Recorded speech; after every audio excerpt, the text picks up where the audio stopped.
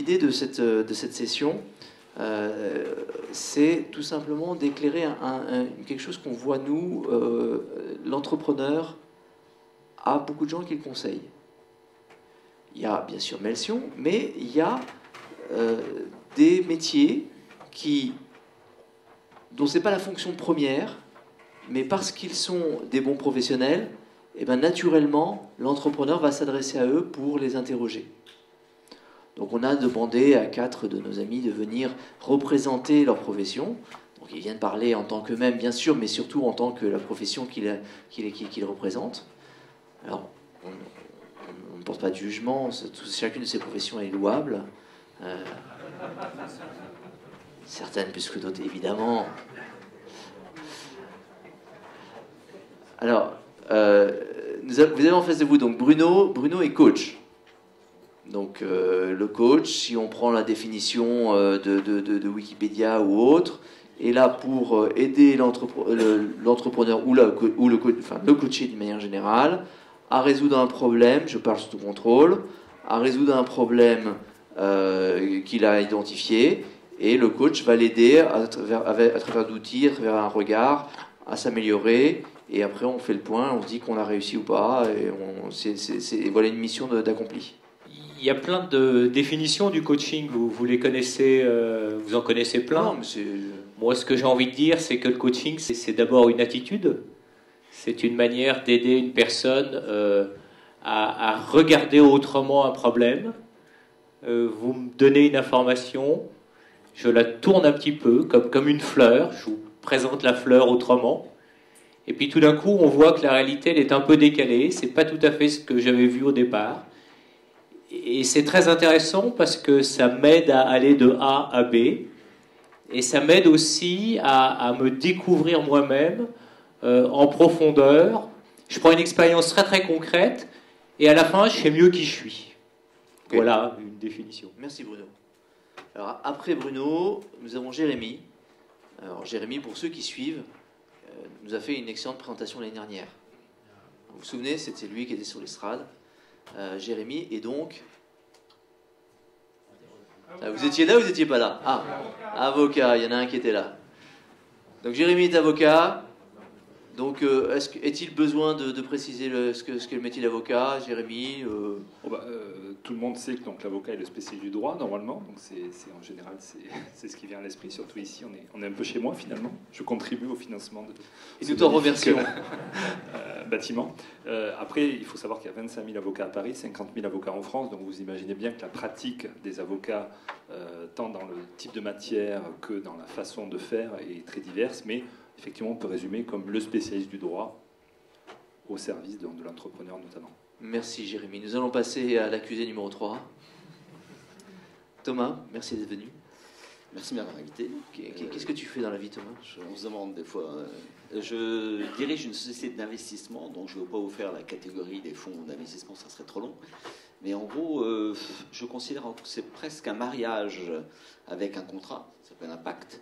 Et on sait dès le départ qu'on va divorcer, de préférence à l'amiable. Donc pour rebondir par rapport à ce que disait l'avocat, c'est du code civil et il vaut mieux avoir de bonnes civilités pendant toute cette période qui peut être très longue, ça peut aller de 5 ans à 15 ans, voire plus pour certains fonds. Donc on voit bien que l'accompagnement, avec la particularité par rapport à un accompagnement classique, c'est qu'on n'est pas rémunéré pour cet accompagnement, pour cette valeur ajoutée qu'on essaie d'apporter à l'entreprise. Et en fait, j'ai retrouvé pratiquement toute la palette de ce qu'on a vu ce matin, ou toute la journée, pardon. Merci encore de m'avoir invité, parce qu'on est dans l'affaire familiale, on est dans le in-group, parce qu'on fait partie du réseau. La seule chose sur laquelle je serais peut-être un peu moins, c'est nos amis d'Altman, on en reparlera, parce qu'effectivement, c'est la déstructuration des entreprises, la gestion des entreprises. On est dans BMW, parce qu'effectivement, c'est le problème d'accompagner l'entreprise dans son changement, tout en étant jusqu'au bout par rapport à ce que disait notre ami américain, à savoir qu'il faut penser tout de suite à la sortie, ce que j'appelle le divorce amiable. Donc j'ai pratiquement retrouvé là toute la palette de ce que nous vivons. On l'a fait quasiment pour toi, c'est Thomas.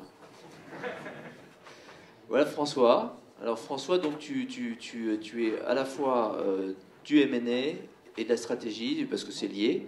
Donc du conseil, du conseil dans la fusion-acquisition et du conseil dans la stratégie. Voilà, parce que pour valider un projet d'acquisition, une stratégie de build-up, il faut que la stratégie qui est derrière soit bien montée et réponde à des critères économiques et financiers compatibles avec l'entreprise et à ceux qui la financent.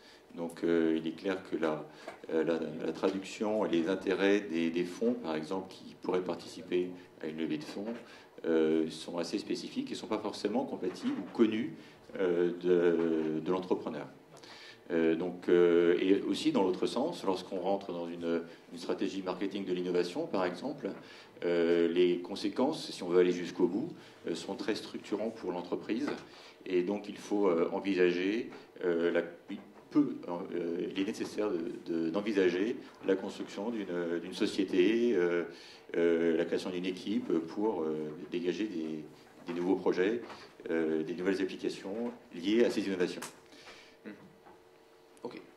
Donc là, la scène est posée. Donc vous voyez donc les différents intervenants, des pros, qui donc ont naturellement, à un moment ou à un autre, un de leurs clients entrepreneurs qui en vient à développer une relation de confiance et à les interroger, donc probablement aux frontières de leur métier, c'est-à-dire tu es avocat, tu dois certainement pouvoir m'aider à comprendre telle ou telle chose, puisque c'est pas très loin de ce que tu fais. Et donc, j'imagine que vous tous, vous avez ces cas-là dans lesquels vous répondez bien volontiers, pour lesquels vous n'êtes pas forcément d'ailleurs rémunéré, puisque c'est pas exactement votre métier, mais vous le faites avec joie et plaisir, comme nous d'ailleurs. On fait ça avec joie et plaisir. Alors, on a voulu regarder ça.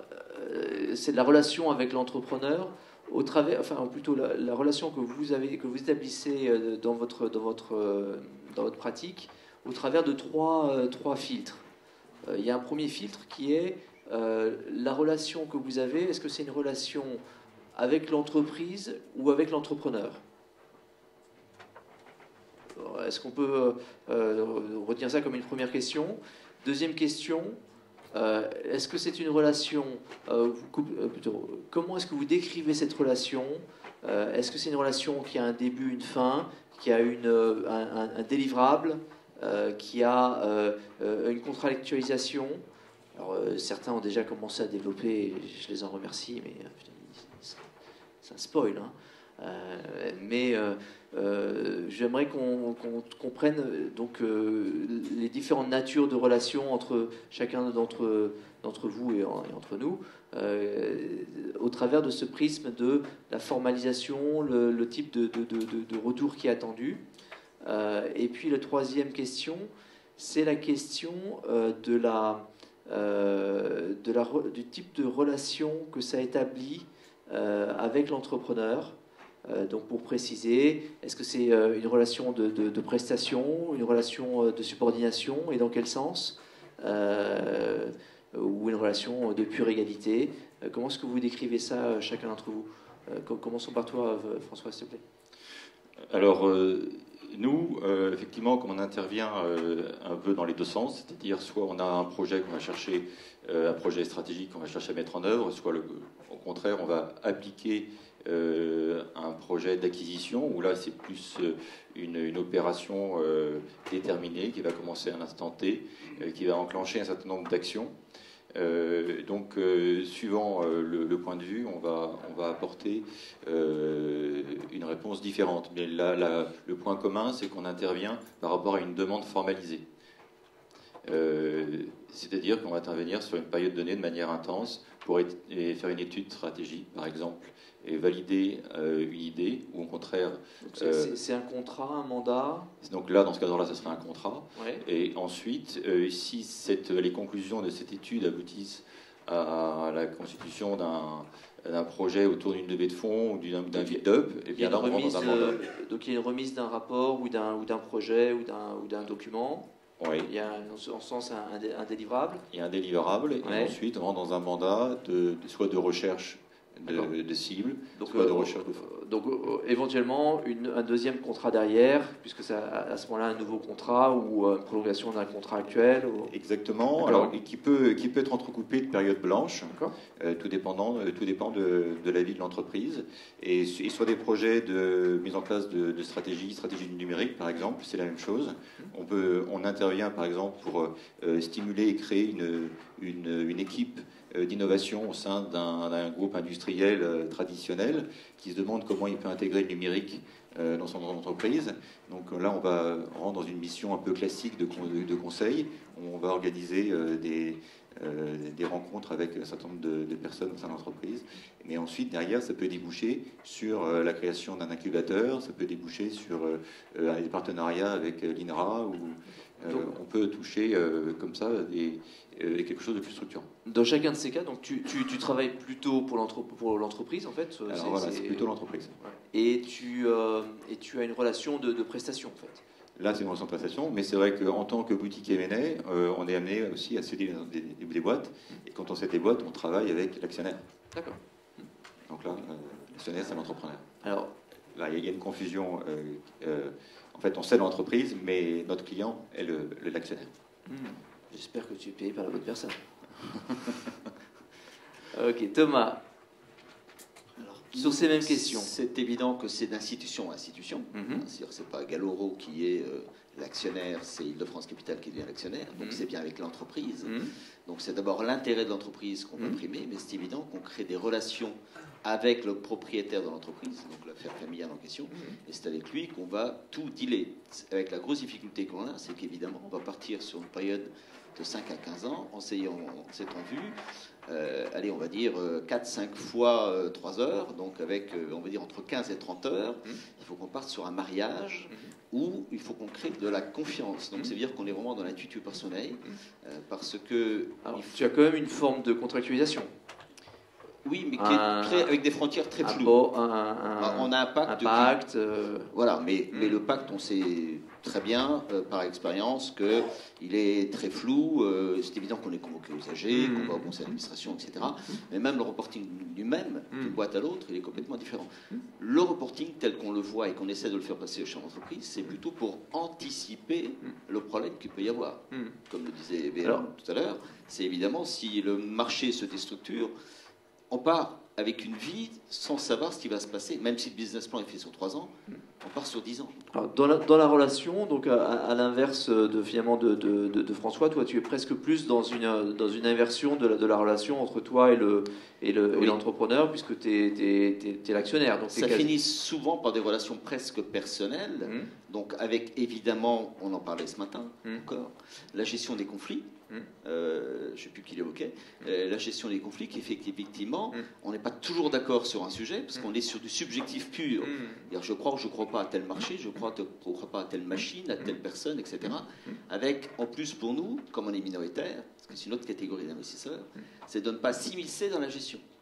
Donc, ça veut dire que la gestion, c'est lui, et puis on se fait des points d'étape pour parler de sujets, et après, on est soit dans le récurrent, soit dans le préventif, soit dans le curatif. C'est-à-dire que le récurrent, c'est du style classique. Il y a un sujet d'avocat, on appelle, on voit si la solution est interne ou externe. Dans le préventif, qui dit attention, il y a un truc qui va se passer, donc on est peut-être en train de mandater quelqu'un pour analyser une niche de marché. Et puis dans le curatif, c'est que on a bien vu ça en période de crise. Qu'est-ce qu'on fait? Il faut licencier, il faut au contraire remettre des sous, etc., etc. Donc les solutions ne sont pas les mêmes. Mais on joue la durée. Ok. Merci. Si je suis trop long. Parfait. Nous allons passer à Jérémy, puisqu'on parlait de crise. Donc, toi, ça t'arrive d'avoir des sujets en crise. Donc, la relation, elle est plutôt avec l'entrepreneur, plutôt avec l'entreprise. Alors, il faut distinguer, je pense, comment l'avocat traditionnel exerce sa profession et puis un petit peu comment nous faisons, puisque nous avons une spécificité. Traditionnellement, l'avocat est spécialisé, ça a été l'évolution du marché ces dernières années, spécialisé par matière, spécialisé en conseil ou en contentieux, et spécialisé soit pour les personnes physiques, soit pour les entreprises. Et ça a mené à une compétition et le Red Ocean, comme disent les gens dans Blue Ocean Strategy, avec une sorte d'émiettement des compétences. La problématique, c'est que quand on travaille pour les entrepreneurs, ce qui est le cas de mon cabinet, on ne peut pas justement avoir cet émiettement des compétences parce que l'entrepreneur, il a une problématique qui est globale. Il a une problématique qui intègre tout un ensemble de problématiques juridiques et fiscales, pas que d'ailleurs, financières, stratégiques et autres. Et donc, si on veut pouvoir conseiller efficacement l'entrepreneur, il faut être capable de pouvoir appréhender l'ensemble de ces problématiques, tant à titre personnel qu'au niveau de sa société. Ensuite, on n'est pas spécialiste de tout, bien évidemment. Alors après, on va s'appuyer sur soit d'autres avocats spécialistes, soit d'autres domaines de compétences, comme effectivement des conseillers en stratégie, des experts comptables, etc. Mais voilà, donc nous, notre approche est plutôt une approche, je dirais, globale, tant pour l'entrepreneur que pour l'entreprise, même si la tendance a longtemps été ces dernières années à l'émiettement des compétences. Et donc sur la notion, enfin, la façon dont tu vois la relation avec l'entrepreneur / l'entreprise, c'est sur des missions ou est-ce que c'est une forme d'accompagnement long terme? Comment est-ce que c'est? Alors ça démarre très souvent par une mission très, très clairement définie. Moi, à titre personnel, je suis plutôt spécialisé en fiscalité, donc les gens viennent me voir, par exemple, pour une problématique de contrôle fiscal, pour une problématique de restructuration de leur patrimoine, d'optimisation fiscale. Et en fait, de cette relation qui est extrêmement contractualisée, très définie, très claire dans le temps, se crée normalement une relation, si tout se passe bien, beaucoup plus large et qui ensuite devient une relation qui est une relation finalement sans borne et qui a vocation à être une relation qui dure. Dans le cadre de ta profession, c'est-à-dire avec une forme d'abonnement ou dans le cadre je dirais, de l'entretien de la relation commerciale en attendant une prochaine mission? C'est assez rare en fait les systèmes d'abonnement parce qu'en réalité, comme tu disais fort justement tout à l'heure, la plupart des conseils que l'on peut donner dans ce contexte un petit peu global sont des conseils qui vont au-delà de notre champ d'intervention de spécialité. Donc c'est difficile de le contractualiser. En revanche, effectivement, c'est une relation plutôt commerciale avec des appels réguliers, des rencontres régulières qui débouchent régulièrement sur des projets qui, eux, sont très spécifiques. Sur la relation avec l'entrepreneur, le rapport de prestation, le rapport comment dire, l'espèce d'équilibre de statut, comment tu vois ça? Alors, normalement, ces dernières années, la tendance, c'est que les avocats sont devenus des prestataires de services un petit peu comme les autres. On a perdu de notre superbe. On ne nous appelle plus maître. Voilà, c'est terminé. Excuse-moi, Jérémy. Et donc, même dans certains cabinets, on peut même être amené, en fonction du type de matière, à passer devant la direction des achats. Enfin, c'est horrible. Et donc, c'est une véritable déchéance. C'est une déchéance, ouais. On parle argent. On risque pas d'être rayé du barreau si on passe devant une commission comme ça. Et donc, mais justement, toute l'idée de notre positionnement, c'est plutôt d'être dans un positionnement beaucoup plus haut en termes de valeur ajoutée, remonter dans la chaîne de création de valeur et justement de conseiller l'entrepreneur et ne plus être dans cette relation un petit peu de prestataire interchangeable, mais dans une relation de confiance qui fait que finalement on est dans une relation un petit peu d'égal à égal, voire même de sachant par rapport à quelqu'un qui a l'habitude d'être un petit peu le patron chez lui et qui se retrouve face à quelqu'un qui est un peu la personne qui va lui expliquer une matière qu'il ne maîtrise pas. Merci. Bruno, qu'est-ce que tu en penses, toi? On pense souvent au coaching comme étant une relation entre un coach et une personne. Donc on a souvent envie de penser que en fait, c'est une relation one-to-one plutôt qu'une relation avec une organisation. Et en fait, je voudrais déjà m'inscrire un peu en léger porte-à-faux par rapport à ça. Souvent, en fait, le client, ça peut être le président de la société qui vous dit, je vais prendre un exemple réel, j'ai un directeur marketing, lui est un entrepreneur, il avait créé un grand groupe de distribution, il a un directeur marketing, et puis à un moment, il s'aperçoit que le business a changé, le marketing est complètement différent d'avant, et il y a des directeurs de région qui se demandent à quoi sert le marketing. Et donc le gars est en train de perdre sa crédibilité vis-à-vis des directeurs de région. Et il me dit, mais il faut essayer de le coacher, viens le coacher, pour qu'il regagne sa crédibilité vis-à-vis des directeurs de région. Donc on voit bien que là, la relation, elle devient tripartite. Il y a un président qui... J'allais dire triangulaire, mais c'est autre chose. Ouais, triangle, oui, c'était le commerce d'esclaves, c'est le triangulaire. Là, c'était du tripartite. Donc, il y a un objectif qui est défini entre l'entrepreneur, le directeur marketing, par exemple, et le coach. Donc, il y a un objectif qui est très précis, regagner la crédibilité vis-à-vis des... Donc là, avec un contrat, avec un point d'étape à la fin, avec un début, une fin sur la mission. Ouais. C'est donc non, c'est pour voilà, c'est un contrat, des objectifs, c'est limité dans le temps. Et à la fin, on refait une réunion, non pas triangulaire, mais tripartite, pour voir si, par exemple, ce qu'en pensent les directeurs de région. Est-ce que vraiment le directeur marketing remplit son rôle et son nouveau rôle? Donc on évalue les résultats du coaching. D'accord. Et sur la relation, donc du coup, entre toi et l'entrepreneur, comment tu la juges? Alors, l'entrepreneur, dans ce cas-là, c'est le président. Pour moi, c'est une relation, ça a duré 3 ans, 4 ans. Donc, même si j'ai coaché un directeur marketing, la relation avec le président, elle est très très longue. Et elle permet de débusquer des tas de... À la fin, en fait, elle devient intime, cette relation. C'est vraiment une relation de confiance, de personnes. Je vais vous donner un exemple. Il m'a appelé après pour me dire, voilà, j'hésite entre 2 rachats de boîtes. Une dans le sud-ouest et puis une à Paris. Et là, ça déborde un peu ce que je fais. Vous voyez, il a besoin, sur les 2 acquisitions, d'un jugement humain. C'est quoi l'équipe qu'il faut racheter? Comment m'entendre avec l'équipe que je vais racheter? Quelle équipe tu rachèterais? Mais il a besoin aussi de quelle stratégie il me faut pour intégrer au mieux cette boîte.